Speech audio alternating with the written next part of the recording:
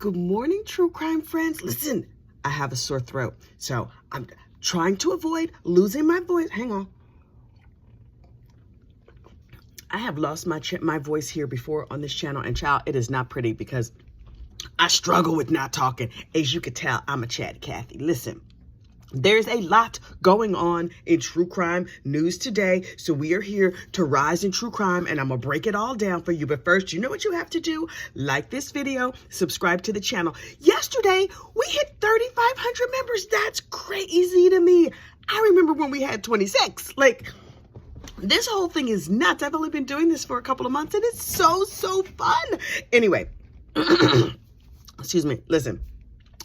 First up, we have to talk about it. The bonked her mama in the head murder case, the state of Ohio versus Miss Sydney Powell. Sydney got convicted yesterday, guilty on all charges. And honestly, I was really torn on this one. I was like, what is this jury gonna do? Because it's a super emotional case, right? Like, her attorney, the psychic, turns out he's not so psychic, Don Malarchik, he was convinced of her innocence.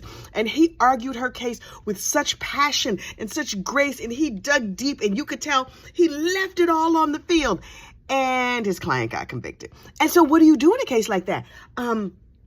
Attorney Malarchik, now listen, we know they're going to appeal this case. This is a family who hired a private attorney. They seem to have a little bit of cash, or they're mortgaging their house or whatever, and they love their child. They don't want to see her go to prison for a long time. And truth sees, I don't think she's going to go to prison for a long time. I just don't. The judge has the ability to max her out. It'll be interesting to see if the judge has the willingness to max her out. Both sides agree that young Sydney struggles from some serious mental health issues. But when did they start, right? Like, did she have a nervous breakdown because she killed her mama, or did having a nervous breakdown cause her to kill her mama? Me personally, I think she had a nervous breakdown because she killed her mother. She spent all this time. Now listen, I believe strongly that there was like a little percolating mental health issue going on. And then she was like, ooh, my secret's gonna be found out. And I'm anxious, depressed, whatever. Bunk. And then all the stabbing. Listen. It would be bad enough if she bonked her mom on the head and then stabbed her a whole bunch of times. Her trying to cover it up, it didn't pass the smell test.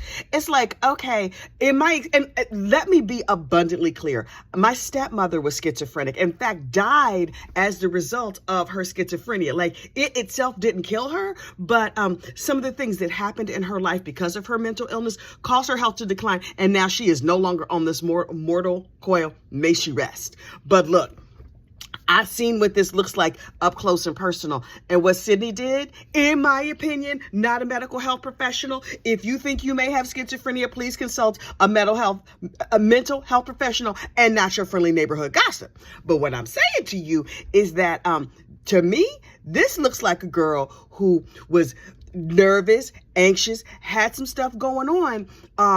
And instead of just being like, okay, mom and dad, here's what's happening, she lied for a long time, attacked, unalived her mother, and the stress of having unalived her mother caused her to tip over the edge and have a full-on nervous breakdown. That is what happened, in my opinion, not a professional. But her attorney, Mr. Malarchik, he took it hard. He took it very hard. And I kind of knew he would. I'm a little bit worried about him. Do they have him on one of those anti-rip suits? Do they have him on unalive watch? Because I knew that if this didn't go his way, he wasn't going to take it good. And of course, these jurors, listen, one of the jurors interviewed with Court TV yesterday. And I was like, yes, Mr. Juror, I need to know everything. He said, I'm glad I did jury duty. This was kind of a nightmare. I'd never want to do it again. Don't do jury duty. Basically, I'm summarizing, of course. But I was just like, oh, he said he's like, we didn't argue and fight. There were raised voices. And I was like, really? 12 angry men. How did y'all get to a consensus? Because ultimately, at the end of the day, they came to a consensus that Sydney guilty. Sydney go to jail. And in Ohio, they're not like, you're guilty, but you go home and pack your stuff and say goodbye to your puppies and your kitties. Nope, they're like, take her, seize her. They took her to jail right then. The judge was like, okay, make sure the jail has good mental health records on her and tuck her away into a nicely padded room or whatever they do over there. She was crying so hard, and now she's sane enough and together enough to realize the consequences of her action. Sydney girl, wouldn't it have just been easier to take that heat from mom and daddy and be like, yeah, I got kicked out.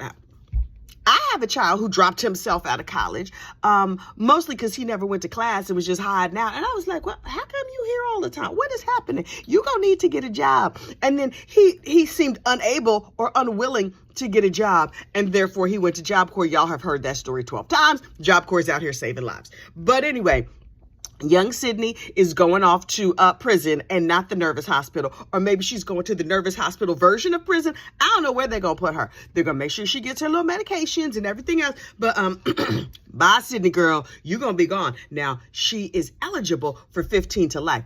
But there's like a bunch of different sentences. I suspect, if I had to guess, I am also not psychic. But wait, let me see. Let me see what I can conjure up. I think she's going to do 18 years. I just made that number up. But if I happen to be right, then you could call me psychic. And if I happen to be wrong, you could be like, that happened, just made that up. Look, in other news, Miss Shirley Strawberry, child, we need to talk about it. Miss Shirley Strawberry is going through it. We have talked about her here before, and a lot of people in my comments are like, leave Shirley Strawberry alone. I will leave Shirley Strawberry alone when she stops making terrible decisions. And then they all up in the news. And I'm like, yes, news, tell me everything. Professional journalist, Chronicle Speaks. Do you know Chronicle Speaks? Child, if y'all not over there watching Chronicle Speaks, I don't know what you're doing with your life. Folks in the community, you know what community I'm talking about. The Black community and the gossip community. Miss Chronicle has it all, including documentation. I was like, oh, Chronicle, girl, tell me some more. Apparently, Shirley Strawberry's marriage, invalid. Could you imagine? You going through all this drama, all this crazy, all this heat, and you're not even legally married to this Mama Luke? Are you serious right now? This is the deal. Mr. Ernest, a longtime con and criminal, got married back in like 100 years ago. He has a 36-year-old daughter. Okay, good for him.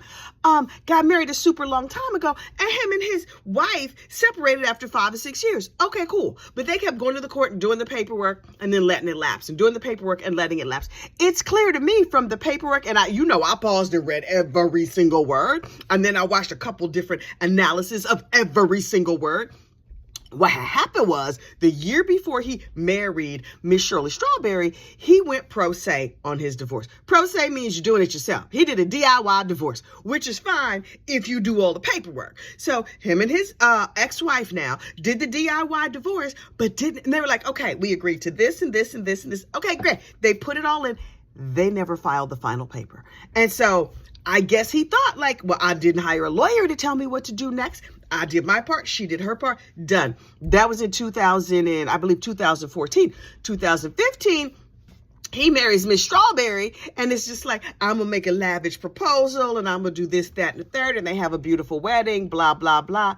Turns out, after 6 or 7 years, the court was like, hey, you ain't do all the papers. You ain't do everything you were supposed to do. So this is getting dismissed. Was he notified? I do not know. So I'm like, okay, so then what happened? Oh, and when he did his pro se divorce, he was in federal prison in Kentucky for bank fraud, robbery, some kind. He been robbing and stealing for a long time. Okay. So he goes ahead and gets married. And then in 2001, a couple of years ago, his wife, his real legal wife, Martha Williams, was like, wait, I'm still married to this idiot. Let me sign these papers. I wish I would. And she went ahead and put the papers in for real. But she couldn't find him. And she was asking everybody. They was like, yeah, we haven't seen him. You know, his friends and family knew where he was. But that's how that goes sometimes.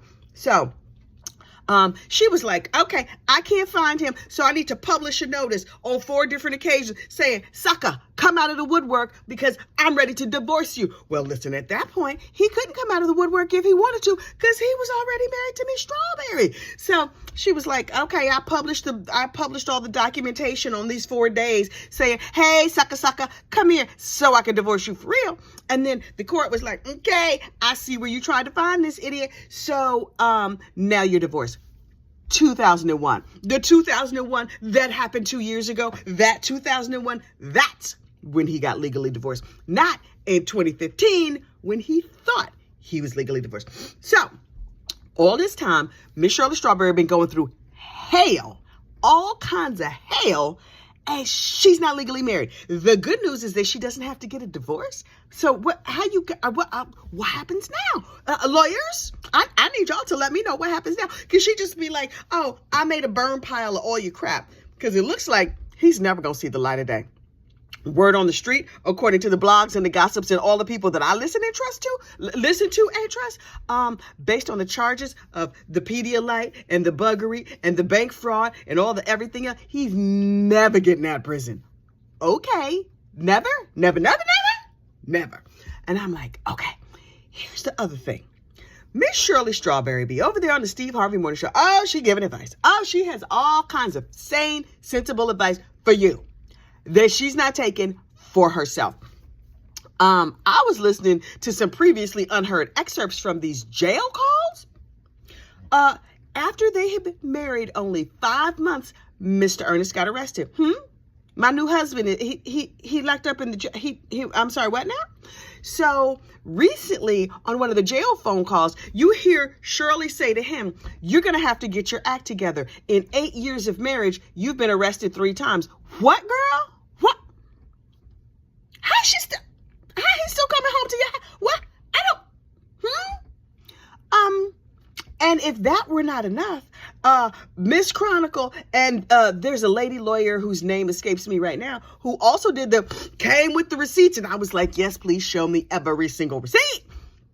They have been evicted 5 times. 5 times? 5 times. Yeah. Please help me understand what happens in this house. When the first time you get evicted, you'd be like, oh, that must have been a terrible mistake. Oh my goodness. The second time, what's the story then? Because I'm not, you know what? Maybe I'm just not an understanding enough wife. Because I'm not saying that I would unalive somebody, or it would never be my intention to unalive somebody. But pop a cap in their ass? Oh, yeah. Excellent chance of that happening. You have to go. You might get evicted. I'm not getting evicted. Listen, if I could afford, and she wasn't renting like studio apartments. She was renting grand, beautiful houses and paying her daughter's rent. Girl, how you spending all this money on your daughter's rent? You don't have a place to live. How you homeless paying somebody's rent? Make it make sense. I do not understand. For the life of me, I do not understand. I'm not that understanding a wife. And good for me. Because you know what I have? You see all this right here? This is my house. I live here. And you know how long I've lived here? A long time. I own this place. Nah. The first time we got evicted, if he was in charge of the money, I would be like, okay, if I decide to keep you and let you live, I'm now in charge of the bank book. How you get evicted 5 times?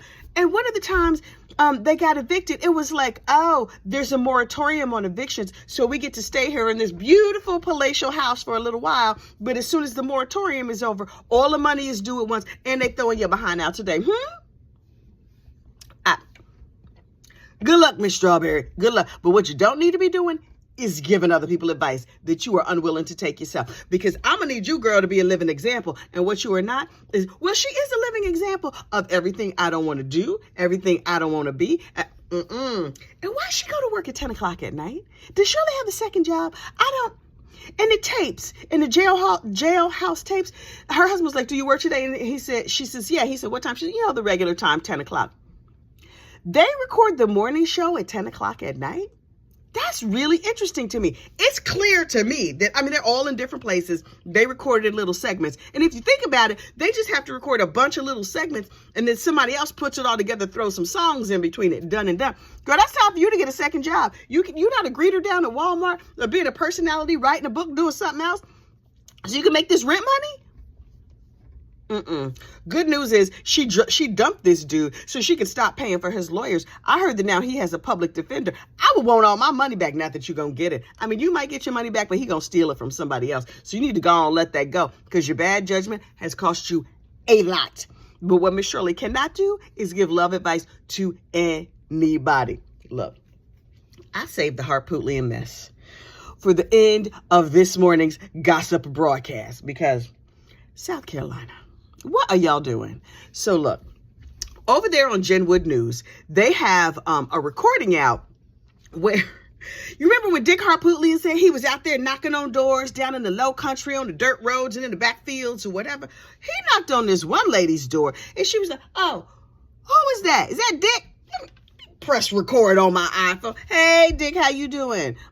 But you could tell from the angle she's holding the phone down because it's basically shooting up his nose or whatever. He didn't know he was being recorded.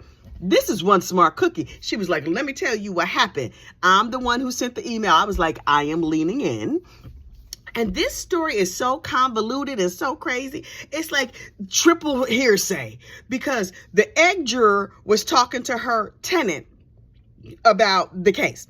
I think he's guilty. There's nothing they can say to make me think he's not guilty. Blah, blah, blah. Running her mouth.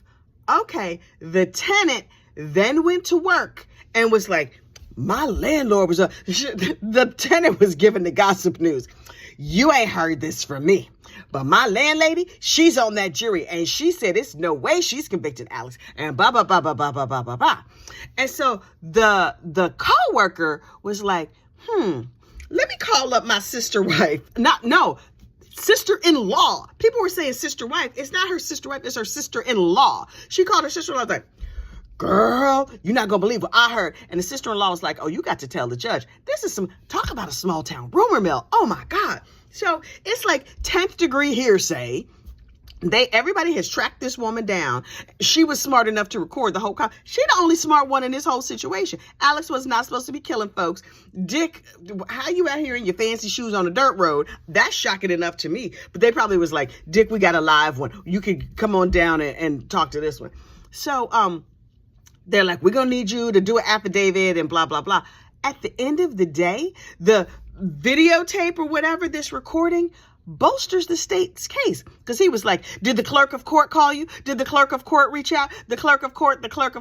And the woman kept saying, no, no, no. Okay. So Miss Becky Hill ain't have nothing to do with it. Or because if you remember, the clerk of the juror was thrown out on the record, not because of what Miss Becky Hill said or did, but because of an email from a member of the community. This lady is the member of the community that sent that email. And I was like, where is her documentary? I need to know everything. But the fact that it's like this one told that one, told their dog, told their aunt, told their uncle, told the Piggly Wiggly cashier. This whole situation is a mess. I'm here for every moment of it. And I think I shared that on my Twitter over there, the hidden footage. Oh, I love some hidden footage. Don't you love hidden footage? It's nothing better than hidden footage as far as I'm concerned. And as you know, the Alec Murdaugh documentary part 2 on Netflix has come out. And this documentary is fire. Fire, fire. To the point that I'm going to have to push some of my lunchtime true crimes that I had planned for next week. And we're going to have to dedicate next week to covering that Murdaugh documentary bit by bit. Cousin Eddie, you need your own reality show. You ratchet, you suspicious. I'm here for every moment of it. But you know my favorite person on the documentary? Bubba. Bubba is back. Bubba is back. He makes an appearance. He goes to see Maggie and Paul's graves. How come Maggie and Paul don't have real tombstones? Tombstones are not that expensive. Listen, they're not cheap. It's going to cost you, $3,000, $4,000. I know a little something about tombstones. Don't ask how, mind your business. But they still have the temporary grave markers up. These people have been dead for 3 years. What are y'all doing, Murdaughs? Even if it's not Alex's family. Okay, y'all been busy with a murder trial and whatever. How come Maggie's family? Okay. Say you have forgotten about these family members without saying you have forgotten about them. Because I'm like, y'all are looking crazy. Somebody better come out in the newspaper with here's the gorgeous headstone that we made for Paul and Maggie. And the garbage heap over there that we made for when Alex finally passes. Because we don't care nothing about him. Y'all are out. The whole Murdaugh clan. Buster, your money tight? You made all that Fox News money from the documentary you did. Buster, my friend. You need to honor your mother and your brother, whoever. I loved them. Not enough to get them tombstones, but I did love them. Okay. I'm looking at all y'all crazy. The whole Murdoch clan, the whole of South Carolina, all of y'all, I'm looking at you crazy, but I'm perched watching everything you say and everything you do. And I'm actually semi enjoying my subscription to Genwood News. Don't tell nobody I told you. They got some good coverage over there. It pains me to say that. Although, if I think of it as Fitz News, I'm like, ew. But if I think of it as Genwood News, I'm like, oh, Jen, tell me what else is happening in the news. Callie Lyons, are you there? Hey, girl, tell me what's in the news. And Dylan, whatever his name is, the little fetus boy, what is he, 4, 5? Is he in the 2nd grade? Can he write his name in cursive? I don't know. I shouldn't talk about that boy. He seems smart. He seems capable. He knows what he's doing. And as far as I'm concerned, it's only the 3 of them that work over there at Genwood News. And they're doing a bang-up job. I really appreciate them. Finally, this broadcast is brought to you by, wait, I got my people's names. I wrote them down. Angela Beatty, Angela Beatty, Mitzi Smith. Oh, Miss Mitzi stays in the comments, and I am here for, hey, Mitzi girl, how you doing? What you doing this morning? And L. Stegman. These fine ladies are members of they joined. They have Gossip, Rumor, and Innuendo memberships. Oh, we get together every night. We have a little chitty chat. Just us members in the back room. We talk about all kinds of things. We preview cases for the next day. I say things that I could never say here on my public YouTube channel because y'all think I'm unfiltered. I'm really super filtered. Which is fun. And sometimes they get to meet members of my family. Not their faces, because I'm not putting my family on this mess. Because you know, my family, we not going out like that. But you do hear their voices. And I interviewed them about this channel. And let me just say, it was enlightening. Their thoughts on my work here, well, I was not surprised, but I was a little bit insulted. But okay, it is what it is. Listen, you go out there and have yourself a great day. You can get yourself a bingo card and play bingo. In a pinned comment, there's going to be a bingo card. Play bingo. If you win, I'll send you a prize. Let me know you won bingo, and I will send you a little bingo prize. I have them sitting right here, waiting for people to claim their prizes. So you have a great day. I will see you for lunchtime true crime. And if you're a member, I'll see you tonight for bedtime check-in. Make it a great one. Bye.